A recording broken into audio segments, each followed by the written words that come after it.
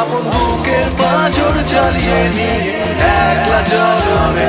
যদি তোর ডানাতে কেউ না আসে তবে একলা চলো রে।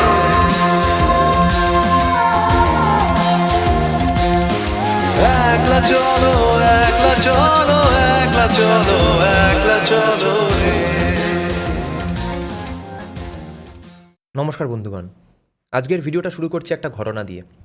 গত কয়েকদিন ধরে বাংলাদেশের বিভিন্ন জায়গায় হাজার হাজার হিন্দু রাস্তায় নেমেছেন। ঢাকার শাহবাগ, জাতীয় প্রেস ক্লাব এলাকা, বিশ্ববিদ্যালয় ক্যাম্পাস, জেলা শহর অনেক জায়গাতেই প্রতিবাদ হয়েছে। ঘটনার সূত্রপাত উত্তরবঙ্গের গাইবান্ধা জেলার পলাশবাড়িতে। সেখানে একটি মন্দির কমিটি ভগবান রামের একটি বৃহৎ মূর্তি নির্মাণের প্রকল্প নিয়ে কাজ করছিল। প্রকল্পটি নিয়ে বিতর্ক তৈরি হয়।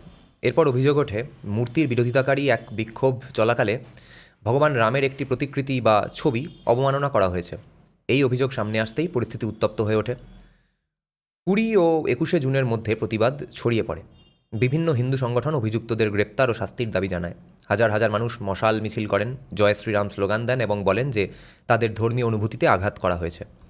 এখন প্রশ্ন হচ্ছে, এটা কি শুধু একটা ছবি, একটা পোস্টার, একটা প্রতীক? আমি মনে করি না। আমি মনে করি না যে বাংলাদেশের হিন্দুরা শুধুমাত্র একটা ছবি নিয়ে রাস্তায় নেমেছেন। আমি মনে করি ছবিটা ছিল ট্রিগার। আসল বিষয়টা অনেক গভীরে। বন্ধুরা, সমাজবিজ্ঞানে একটা ধারণা আছে, সিম্বলিক সিকিউরিটি, অর্থাৎ প্রতীকী নিরাপত্তা। অনেক সময় মানুষ শুধু শারীরিক নিরাপত্তা নিয়ে চিন্তিত থাকে না। মানুষ জানতে চায়, আমার পরিচয়কে সম্মান করা হচ্ছে কি? আমার বিশ্বাসকে মর্যাদা দেওয়া হচ্ছে কি? আমাকে এই রাষ্ট্রের সমান নাগরিক হিসেবে দেখা হচ্ছে কি? সংখ্যালঘু সম্প্রদায়ের ক্ষেত্রে এই প্রশ্নগুলো আরও গুরুত্বপূর্ণ হয়ে যায়। কারণ সংখ্যাগরিষ্ঠ মানুষ সাধারণত ধরে নেন যে রাষ্ট্র তাদের কথা শুনবে, কিন্তু সংখ্যালঘুরা সবসময় সেই নিশ্চয়তা অনুভব করেন না। এখানেই আমি একটা অস্বস্তিকর প্রশ্ন করতে চাই। ধরা যাক এই ঘটনা না ঘটত, তাহলে কি বাংলাদেশের হিন্দুরা সম্পূর্ণ নিশ্চিন্ত ছিলেন? আমার তো মনে হয় না।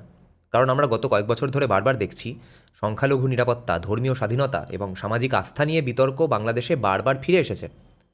তাই আজকের প্রতিবাদকে আমি শুধু এক আজকের ঘটনা হিসাবে দেখছি না, আমি এটাকে একটি দীর্ঘমেয়াদী উদ্বেগের বহিঃপ্রকাশ হিসাবে দেখছি। এখন কেউ বলতে পারেন এতে বড়, এতে এত বড় কী আছে, কী এমন ঘটেছে? আমি বলছি সত্যি ঘটেছে, খুব বড় একটা কথা আছে। কারণ একটি রাষ্ট্রের শক্তি শুধু জিডিপি দিয়ে মাপা যায় না, রাষ্ট্রের শক্তি মাপা যায় সামাজিক আস্থা দিয়ে। একজন হিন্দু নাগরিক যদি মনে করেন তিনি সমান মর্যাদা পাচ্ছেন না, একজন বৌদ্ধ নাগরিক যদি মনে করেন তিনি অনিরাপদ, একজন খ্রিস্টান নাগরিক যদি মনে করেন তার উদ্বেগ শোনা যাচ্ছে না, তাহলে সেটা পুরো রাষ্ট্রের জন্য সমস্যা, শুধু সংখ্যালঘুদের জন্য নয়। এখন দ্বিতীয় স্তরের প্রভাব নিয়ে কথা বলি। ধরা যাক কোনো সংখ্যালঘু সম্প্রদায় ধীরে ধীরে আস্থা হারাতে শুরু করলো। কি হবে? প্রথমে তারা সামাজিকভাবে গুটিয়ে নেবে নিজেদেরকে, তারপর তারা রাজনৈতিকভাবে নীরব হয়ে যাবে, তারপর তাদের মধ্যে দেশ ত্যাগের প্রবণতা বাড়তে পারে, তারপর তাদের অর্থনৈতিক বিনিয়োগ কমে যেতে পারে। এই পরিবর্তনগুলো রাতারাতি হয় না, কিন্তু 10 বছরে একটি দেশের সামাজিক কাঠামো বদলে দিতে পারে। আরেকটা কথা বলি, বাংলাদেশের হিন্দুরা কোনো বিশেষ সুবিধা চাইছেন বলে আমার মনে হয় না। তারা আলাদা রাষ্ট্র চাইছেন না, আলাদা সংবিধান চাইছেন না। তারা মূলত 3টি জিনিস চাইছেন: সম্মান, নিরাপত্তা এবং সমান নাগরিকত্ব। একটি আধুনিক গণতন্ত্রে এই 3টি দাবি অস্বাভাবিক নয়, বরং স্বাভাবিক। এখন আন্তর্জাতিক দৃষ্টিকোণের দিকে আসি। বাংলাদেশ আজ বিশ্বের অন্যতম গুরুত্বপূর্ণ উৎপাদনশীল অর্থনীতি। গার্মেন্টস শিল্প, রপ্তানি, প্রবাসী শ্রমিক, ডিজিটাল অর্থনীতি সব ক্ষেত্রেই বাংলাদেশ এগোতে চায়। কিন্তু আন্তর্জাতিক পর্যবেক্ষকরা শুধু অর্থনীতি দেখেন না, তারা সামাজিক স্থিতিশীলতাও দেখেন। তারা দেখেন রাষ্ট্র কীভাবে সংখ্যালঘুদের সঙ্গে আচরণ করছে, অভিযোগ এলে কীভাবে প্রতিক্রিয়া দিচ্ছে, আইনের শাসন কতটা দৃশ্যমান। এই কারণেই সংখ্যালঘু অধিকারের প্রশ্ন শুধুমাত্র নৈতিক প্রশ্ন নয়, এটা উন্নয়নের প্রশ্ন। আরও একটা ঐতিহাসিক কথা বলি। 2012 সালে কক্সবাজারের রামুতে একটি ফেসবুক পোস্টকে কেন্দ্র করে বৌদ্ধ সম্প্রদায়ের উপর ভয়াবহ হামলা হয়েছিল। পরে দেখা যায় বিষয়টির পেছনে বিভ্রান্তিকর তথ্যও ছিল, কিন্তু ততক্ষণে ক্ষতি হয়ে গিয়েছিল। এই ইতিহাস আমাদের কী শেখায়? শেখায় যে ধর্মীয় উত্তেজনা কখনো হালকাভাবে নেওয়া উচিত নয়। শুরুতে ছোট মনে হলেও পরে বড় সামাজিক ক্ষত তৈরি করতে পারে। আমি একজন ভারতীয়, বাংলাদেশের নাগরিক নই।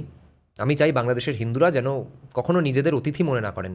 আমি চাই বাংলাদেশের মুসলিম সংখ্যাগরিষ্ঠ সমাজও এই প্রশ্নটাকে নিজেদের প্রশ্ন হিসেবে দেখুক। কারণ সংখ্যালঘুদের নিরাপত্তা আসলে সংখ্যাগরিষ্ঠদের সভ্যতার পরীক্ষাও বটে। আজকের আসল প্রশ্ন রামের ছবি না। আসল প্রশ্ন হচ্ছে, বাংলাদেশ কি এমন একটি রাষ্ট্র হতে পারবে যেখানে একজন হিন্দু নাগরিক দৃঢ়ভাবে বলতে পারবেন এই দেশ আমারও? যেদিন সেই উত্তর স্পষ্টভাবে হ্যাঁ হবে, সেদিন এই ধরনের প্রতিবাদের প্রয়োজন অনেক কমে যাবে। সেটাই হয়তো বাংলাদেশের নাগরিকরা চান। আমরা দেখব, আমরা লক্ষ্য রাখবো, আশাও করব হয়তো। ধন্যবাদ। আপন বুকের পাঁজর চালিয়ে নিয়ে একলা চলবে, যদি তোর ডানাতে কেউ না আসে তবে একলা চলবে।